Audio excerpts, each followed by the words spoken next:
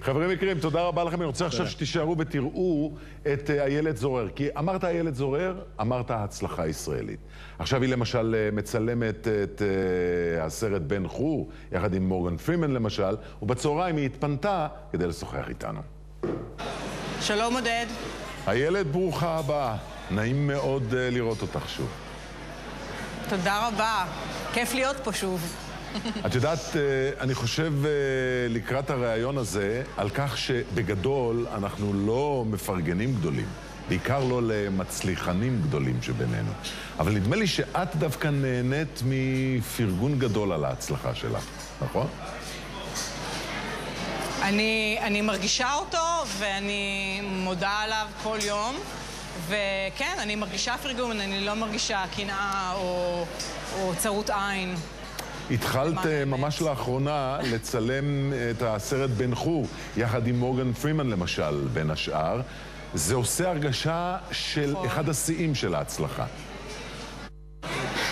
אני לא יודעת לגבי שפיצים, כי כבר למדתי להימנע מהצהרות כאלה, אבל בהחלט אני יכולה להגיד לך שזאת אחת החוויות היצירתיות. אני כבר מצלמת, למעשה באתי כרגע מאיטליה, או יותר נכון ממטרה, שבדרום איטליה. אנחנו כבר מצלמים שם כמה שבועות, וזו חוויה יצירתית אחת הטובות שעוברות עליי, או עברו עליי, אני חייבת להודות. ואגב, קולנוע או תיאטרון? כבר החלטת?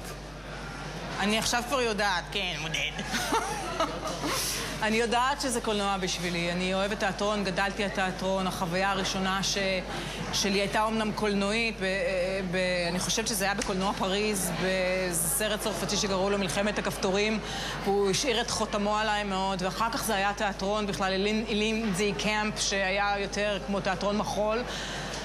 ולכן הלכתי לתיאטרון, אבל אני חושבת שאני שחקנית קולנוע, כי האהבה שלי למצלמה ולכל המכניקה של איך שזה עובד גדלה עם השנים, והיא נהייתה הבעל שלי יותר מאשר המאהב שלי. במובן של תיאטרון מול קולנוע, אתה יודע. כיוון שהחיים בסיכומו של דבר הם לא קולנוע, להיות ישראלית שעובדת בעולם, נמצאת בהרבה מאוד מקומות בעולם, זה יותר קשה עכשיו בגלל המציאות של מעמדנו בעולם, של היותנו מה שאנחנו מול עיני העולם?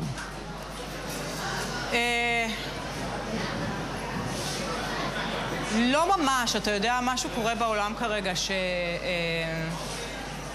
שהוא כל כך קיצוני. אני לא זוכרת שנים כאלה. אתה יודע, שאתה פותח חדשות ורצחים של 100 אנשים, 200 אנשים, פצצות שמתפוצצות באמצע הערים, עיתונאים שנרצחים במקום העבודה שלהם, דברים כאלה לא כל כך קורים. אז ישראל באופן קצת מקאברי יורדת קצת מהחדשות בתקופה האחרונה, אבל יש הרבה דיון, ואני חושבת שמה שקורה בעולם דווקא מתחיל לעורר הזדהות ותובנה לגבי מה שאנחנו עוברים כאן. והעובדה שאני חוזרת כאן כל הזמן לצלם את גולדברי ב5 שנים האחרונות נותן לי קצת לראות, נותן לי פרספקטיבה, בוא נגיד לזה ככה, ויש שינוי שחל בשנה-שנתיים האחרונות. איילת זורר, כיף לדבר איתך, בהצלחה רבה מאוד במה שתעשי. תודה רבה, תודה רבה, ושיהיה פה טוב מהר, אה? מקובל עלינו, לא? אני חותם. שיהיה פה טוב מהר. כן. מה אתה